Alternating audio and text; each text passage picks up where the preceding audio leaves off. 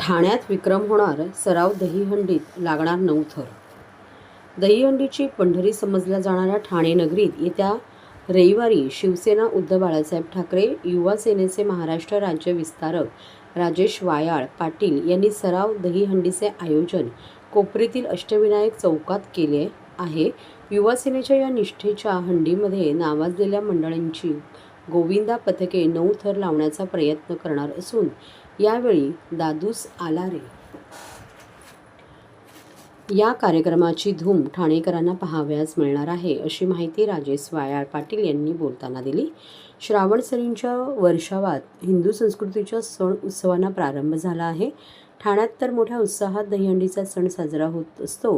टेंभी नाक्यावरील धर्मवीर आनंद दिघे यांची मानाची दहीहंडी, शिवसेनेचे माजी खासदार राजन विचारे यांची जांभळी नाक्यावरील आनंद चॅरिटेबल ट्रस्टची दहीहंडी यासह अनेक नामांकित दहीहंड्यांचे आयोजन ठाण्यात केले जात असल्याने बालगोपाळांचा थरांचा सराव ठिकठिकाणी सुरू झाला आहे.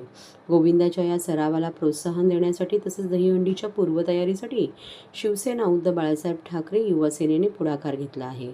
युवा सेनेचे महाराष्ट्र राज्य विस्तारक तथा कोपरी पाचपाखाडी विधानसभा क्षेत्राचे युवा अधिकारी राजेश रामदास वायाळ पाटील यांच्या माध्यमातून ठाणे पूर्व कोपरीतील अष्टविनायक चौकात भव्य स्वरूपात निष्ठेची दहीहंडी आयोजित केली आहे.